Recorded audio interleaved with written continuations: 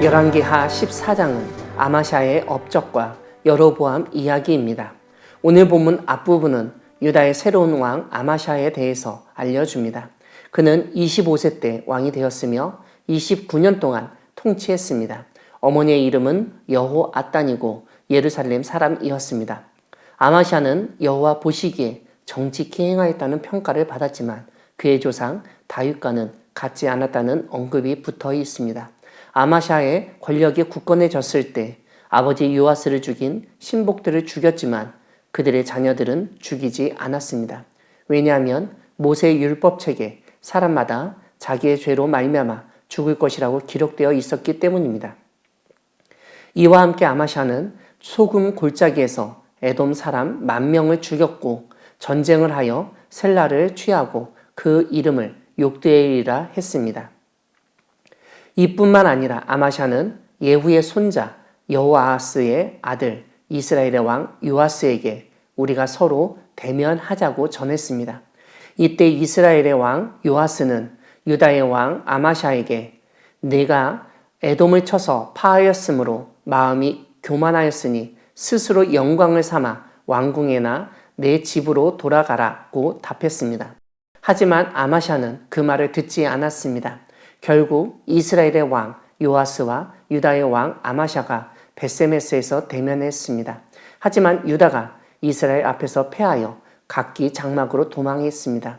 이스라엘 왕 요아스가 유다 왕 아마샤를 사로잡고 예루살렘에 이르러 예루살렘 성벽을 에브라임 문에서부터 성 모퉁이 문까지 400규빗을 헐었으며 여호와의 성전과 왕궁 곳간에 있는 금은과 모든 기명을 탈취하고 사람들을 볼모로 잡아 사마리아로 돌아갔습니다. 나중에 예루살렘에서 무리가 아마샤를 반역해서 아마샤는 라기스로 도망했습니다.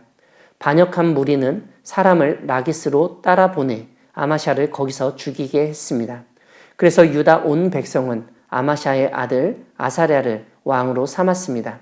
이때 아사랴의 나이는 16세였습니다. 아사랴는 엘랏을 건축하여 유다에 복귀시켰습니다.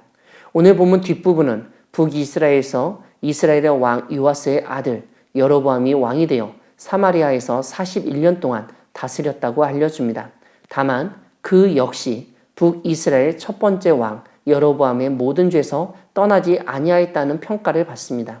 오늘 본문은 여로보암 2세 시대에 예언자 요나가 활동했다고 알려주면서 요나의 예언처럼 여로보암이 하맛 어귀에서부터 아라바 바다까지 이스라엘 영토를 회복하였다고 설명합니다. 또한 여로보암 2세는 아람의 다메섹까지도 영토로 회복시킨 것으로 언급합니다. 사랑하는 광야교회 성도 여러분, 하나님은 하나님 앞에서 정직하게 행한 사람을 도우시고 보호해 주시기도 하시지만 그가 교만하여 잘못된 판단을 하고 행동했을 때 내버려 두실 수도 있는 분이십니다. 오늘 본문은 유다 왕들 중에서 하나님 앞에서 정직하게 행하였다는 평가를 받았던 아마샤를 다룹니다. 비록 산당을 없애지 않아서 다윗만큼 좋은 평가를 받지는 못했지만 그는 아버지를 죽인 신하들만 죽일 정도로 율법을 충실히 지키려던 왕이었습니다. 하나님은 그런 아마샤를 도우셔서 소금 골짜기에서 에돔 사람 10,000명을 죽이게 하셨고 또한 전쟁을 하여 셀라를 취하도록 하셨습니다. 문제는 이렇게 에돔 사람도 많이 죽이고 전쟁에서 땅을 취하기도 하면서 아마샤가 교만해졌다는 점입니다. 그래서 북이스라엘에 사자를 보내서 왕끼리 서로 대면하자고 말했습니다. 어떤 학자는 서로 대면하자는 말을 화친하자는 뜻으로 이해하기도 하지만 오늘 본문에서 북이스라엘의 요아스 왕이 아마샤에게 내가 에돔을 쳐서 파하였으므로 마음이 교만하였다고 말한 것으로 보아 전쟁을 하자는 뜻으로 보는 것이 낫습니다. 남유다 왕국이 북이스라엘 왕국보다 오래 유지됐기에 훨씬 강한 군사력과 경제력을 가지고 있었을 것이라고 생각하는 분들이 계실 수 있습니다. 하지만 북이스라엘이 남유다보다 훨씬 강성했습니다. 이런 점에서 남유다 왕국이 북이스라엘보다 오래 지탱됐던 것은 오로지 하나님의 은혜였다는 사실을 다시 한번 깨닫게 됩니다. 아무튼 북이스라엘 왕 요아스가 남유다 왕 아마샤에게 교만하게 행동하지 말라고 했지만 아마샤는 기어이 북이스라엘 요아스와 전쟁을 치룹니다. 하지만 결과는 참혹했습니다. 백성들은 뿔뿔이 흩어져 도망갔고 아마샤는 요아스에게 사로잡혔습니다.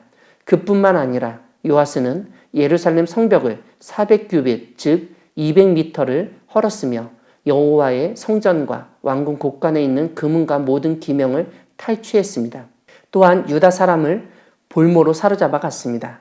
이런 가운데서도 하나님은 아마샤가 죽지 않도록 지켜주셨습니다.